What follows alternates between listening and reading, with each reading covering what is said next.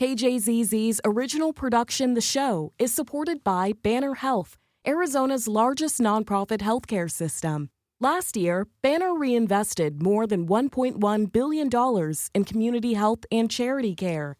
Banner Health, nonprofit for Arizona. bannerhealth.com/nonprofit for AZ. Hi, I'm Mark Brody, and this is the Friday Newscap podcast. Each week, we review the biggest stories with experts, reporters, and commentators to put the news in perspective. Here's this week's episode.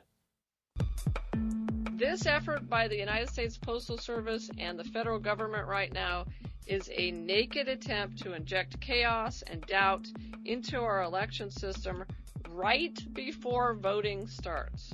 I was not surprised at all.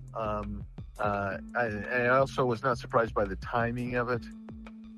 So you have a Democrat AG investigating and then making a ruling for a Democrat governor. He called for pardoning of the January 6th defendants and called them J6 political prisoners. Our Dell'Artino police, our rangers, have been stopping contractors. If they didn't have the necessary permits, they were letting them know, you are trespassing. Please leave the nation. I believe ICE should be abolished. There is no reform for a system that is completely fundamentally corrupt. There is a failure, systemic failure, and it needs systemic change. I believe if we want to make changes, we don't go over and attack ICE, we don't protest ICE, we go to Washington and we rewrite the laws to improve it. And joining me to talk about more confusion related to mail-in voting, a handful of new polls in Arizona, and more are Marcus Dell'Artino of First Strategic. Marcus, good morning. And Jason Barraza of Veridus. Jason, good morning to you. Good morning to you. So, Jason, let me start with you. A lot of news coming about President Trump's executive order, which, long story short, would in all likelihood result in fewer people being allowed to vote by mail. The Supreme Court issued what was described as a procedural ruling, which kind of allowed the executive order to go forward. There's another ruling, I think, just this morning, blocking it at some point. Chris Mays, the Arizona's Attorney General, part of the effort, the lawsuit that resulted in this morning's blocking. Just like almost regardless of what actually happens, what do you think the impacts of all of this back and forth, all the discussion about whether we'll be allowed to vote by mail will have in Arizona, where like the vast majority of voters vote that way? Vast majority vote that way. It's a tool that we utilize here in this state and it's utilized across the country to allow people to cast their vote, to have their voice be heard. Is it going to have an impact? Well, we're on again. We're off again. We're going to allow the Postal Service to exercise its will within our voting system. We're not going to do that. It causes confusion amongst the voting population, amongst the various states that are going to have to abide by this. So we're not in the best situation for right now as far as having clarity about how our system is going to work. Marcus, is there a danger for President Trump in terms of Republican turnout we saw what happened in 2020 when he encouraged people not to vote by mail. Is there a danger that, both parties obviously would be affected, but is there maybe a particular problem for Republicans here? Yeah, I almost answered yes as soon as you said Marcus. I am not on board with this strategy, and I'll tell you, I've been doing campaigns in Arizona for close to 30 years, and I will tell you Republicans have always dominated early voting, okay? They essentially invented the system back when Forbes was running in a presidential primary, if anybody remembers that, and were able to hone that skill to their benefit. And so from that standpoint alone, I think that it's a bad idea to limit early voting. However, if you want to take it one step further, for those folks that have somebody in assisted living centers, I would tell you that it is probably an 85-90% Republican base in an assisted living center, right? These folks are older and those demographics tend to go Republican. I don't think it's a good idea to cut them out of being able to vote. And you just expand out from there on that older demographic. So, and to be honest with you, I love sitting at my kitchen table and being able to go through the ballot book and read the ballot propositions and take my sweet time doing it. But we'll have to see how this one rolls. The people who would be behind you in line also appreciate that, especially with the number of ballot measures we've had on the ballots the last number of years. Jason, do you see this becoming a campaign issue? Like, do you see, for example, Democrats saying, hey, look, Republicans are trying to take away your right to vote by mail? It's already a campaign issue. I think that the voting public has ranked the protection of our democracy pretty high on their interests across the board, and this is at the heart of it, exercising your right to vote. We've got a system that, as Marcus points out, has been utilized by the Republican Party incredibly effectively, especially here in Arizona, and now you're calling that into question. We're going to be better served allowing people to exercise their voice and vote in our elections. Marcus, you were nodding your head as Jason said this would become an issue. You agree with that? I think it already has, yeah. Chris Mays held a press conference, was that yesterday or the I think day it was before? yesterday. Yeah, about this issue, and I fully expect her to keep beating that drum and keep that message point alive. Is that an effective talking point, do you think? I think so. I mean, look, you're running for attorney general, for God's sakes. You got plenty to talk about. Fentanyl, the list goes on and on and on.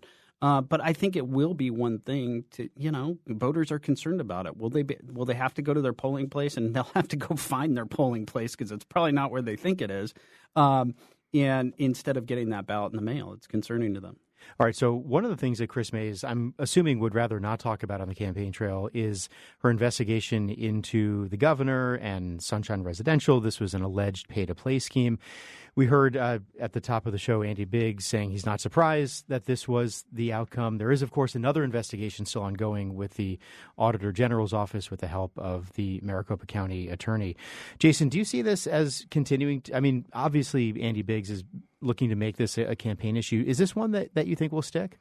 I don't think it will stick because you have to look at the historical context. And if you've read the findings that Attorney General Mays put forward, it makes perfect sense on her position on this. One, this practice has happened throughout our history. Previous administrations have been called into question, and the same result has occurred, that there was no finding of wrongdoing. When you're dealing with an individual's freedom of speech, which is in this context is kind of materializes in a political contribution, people have the freedom to make those contributions. And as long as there isn't that evidence of quid pro quo, meaning, I'm going to do this if you give me that, as long as there's no evidence of that, there is no wrongdoing. And the Attorney General said she's interviewed tons of people, went through the records and found no evidence of any of that quid pro quo.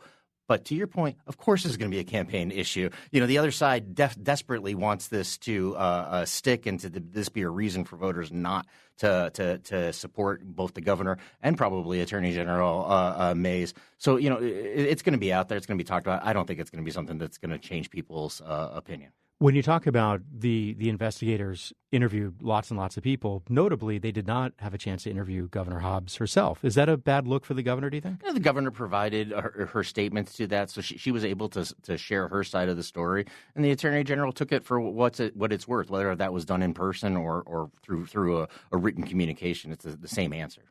Marcus, do you see this becoming an effective messaging point for the Biggs campaign? I think it would. I mean, here's the art of the deal, right? And this is going to sound terrible, but the facts don't matter, right? It's the allegation that matters.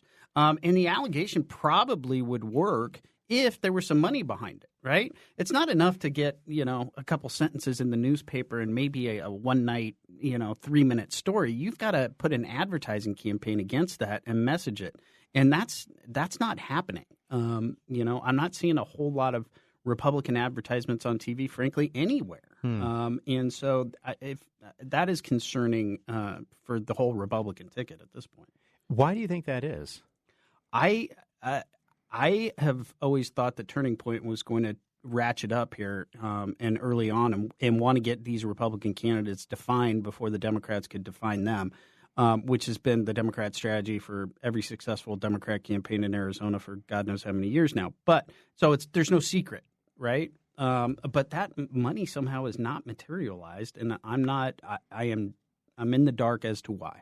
It is interesting, especially because, the Republicans, at least running statewide, generally had competitive primaries, whereas the Democrats didn't. So you would think if you were trying to fund Republican candidates, there was some nastiness in some of those primary campaigns. None of it on the Democratic side because there were no primaries. You'd think that as soon as you turn the page from the primary and work on the general, that's the time to start doing that, right? Yeah, I think that the primaries did cause a lot more damage from a fundraising standpoint than people assumed. Republicans in the past have been successful when the field's been cleared and they were saving all that money for the general election, and that wasn't the case. And, also, it's a defensive battlefield, right? The map's gotten a lot bigger for Republicans, and they got to defend in places that they haven't had to traditionally defend in. And so, the money gets a little more scarce, especially nationally. Well, assuming the money comes at some point, I mean, do you think is this the kind of issue that would animate voters to get to the polls? Like, alleged pay-to-play schemes, alleged quid pro quo, governor, not sitting for an interview. Like, is that the kind of thing? Like, if there is money to advertise, do voters care? I don't think it changes your mind whether you're going to vote. In every poll we've seen, affordability is at the top of the ticket. That's what's motivating people to go to the polls, right? Inflation, the cost of beef, your grocery bill, your gas, that's what's the true driver of what's going to get people actually to vote. But would it make a difference to somebody who's truly up in the air? There's a possibility. Jason, I'm curious if you're seeing the same thing in terms of advertising and the money coming in for Republican candidates versus Democratic candidates, and if so, to what you attribute it.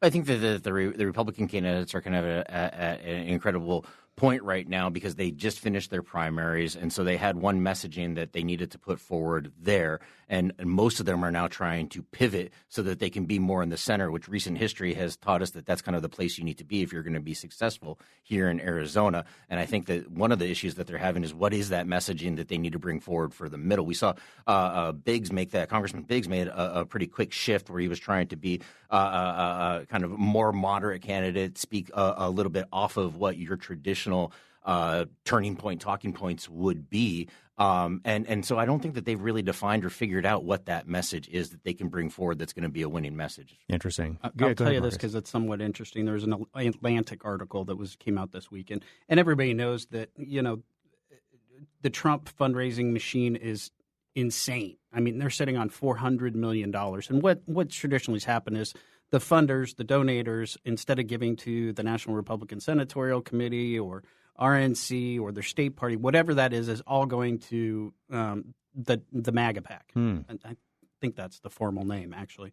And so they're sitting on $400 million. And the question is, they're sitting around the table, what are we going to do? Like, how do we help out Biggs in Arizona? How do we help out Juan Ciscomani? How do we help out? And the solution here that they devised is, since they think that this campaign is largely going to be about him, is to cut an ad that is about him. And so I expect at some point here in Arizona, we're going to see a campaign ad basically talking about why you need to elect Republicans because of he's going to point out his successes in this ad. And it's a different – I will tell you it's a different strategy than I thought was coming. Guys, a bevy of polls this week. Maybe that's not the right word. I don't know.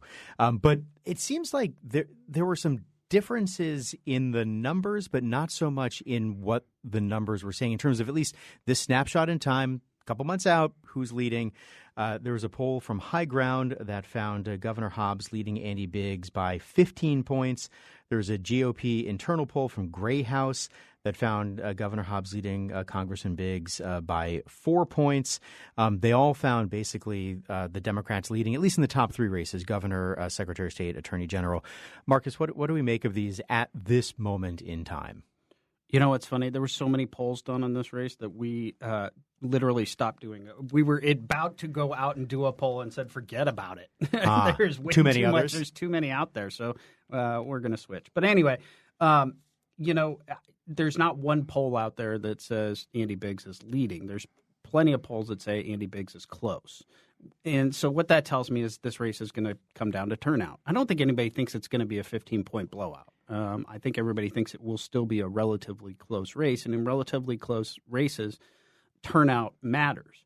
The danger with this many polls this early is that it starts to set this messaging point that Hobbs has won re-election. And that has a tendency to depress Republican voters who are wondering if their vote even makes a difference. And maybe Republican donors, too.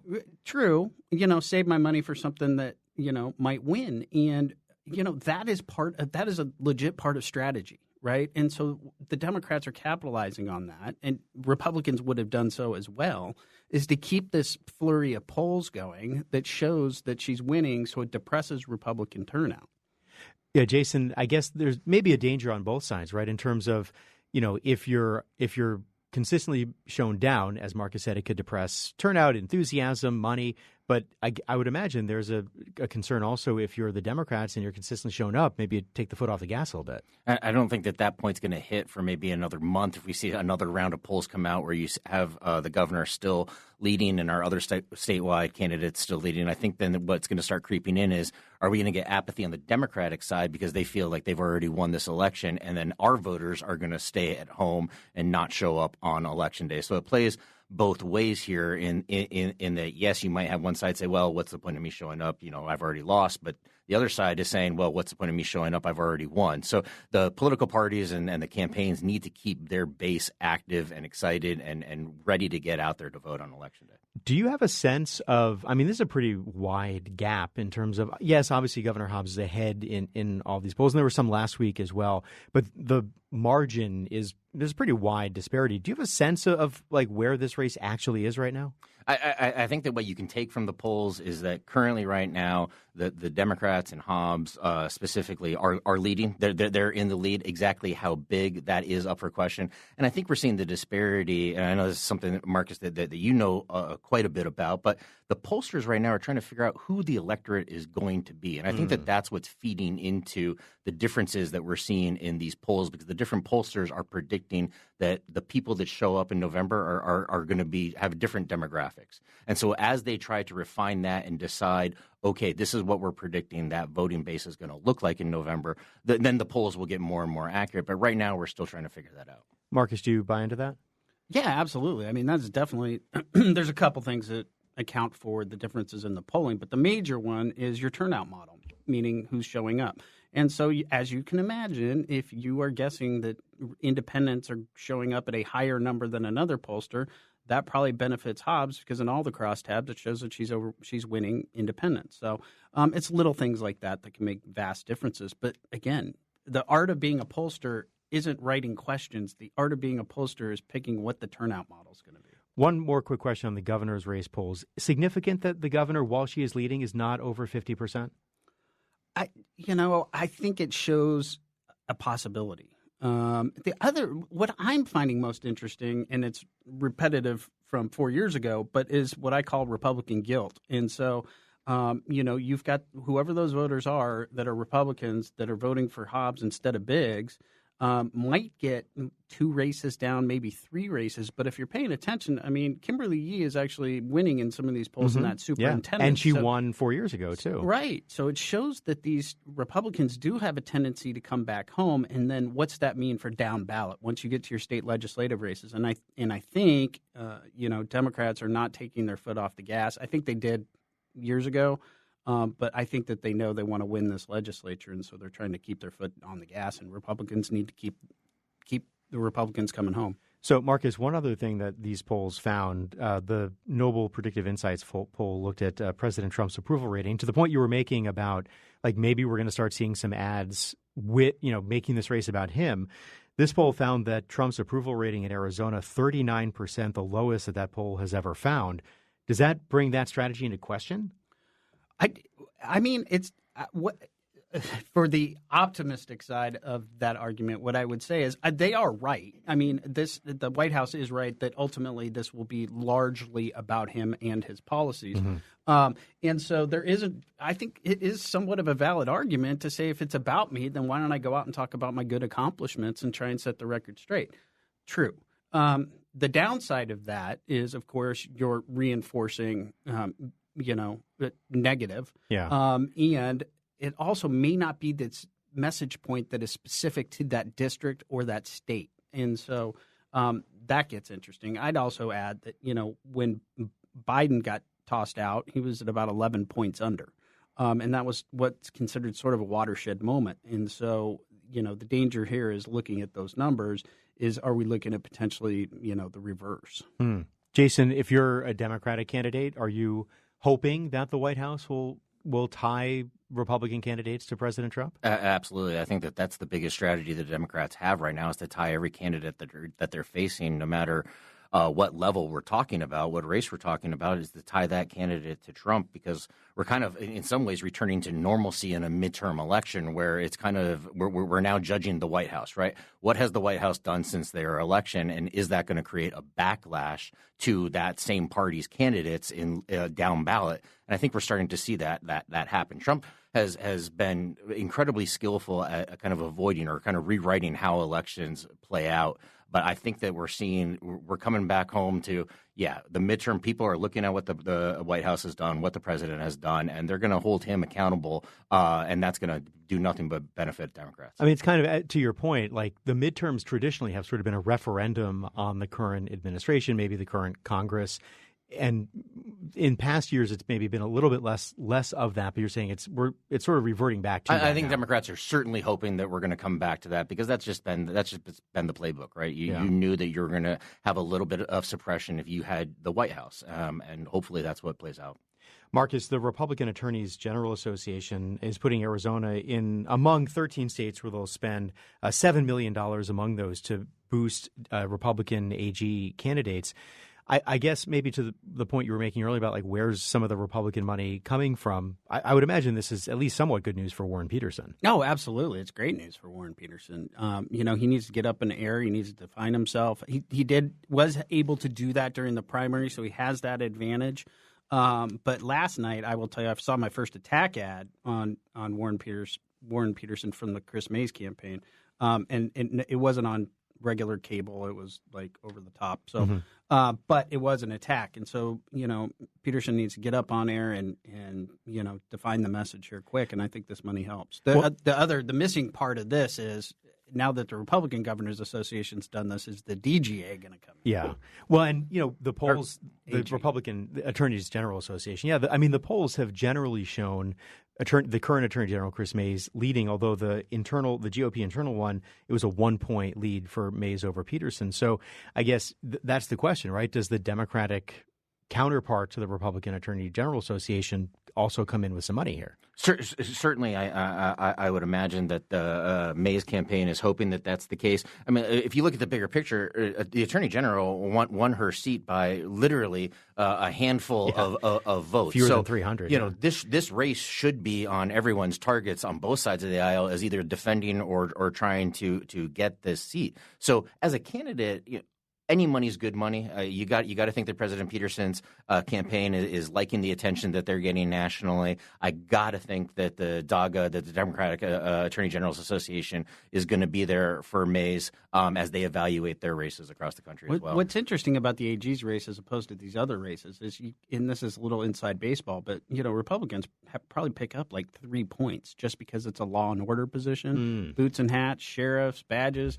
That favors a Republican message. And so, Republicans got to make the most out of that 3% that they can at this point. Yeah, interesting. All right, we'll have to leave it there, guys. Marcus Dell'Artino, Jason Barraza, thanks you both for the conversation. I really appreciate it. Thank you. You've been listening to the Friday Newscap from KJZZ's The Show. It's an original podcast recapping the week's biggest stories with experts, commentators, and reporters. You can get the full show podcast at podcast.kjzz.org. I'm Mark Brody. Thanks for listening.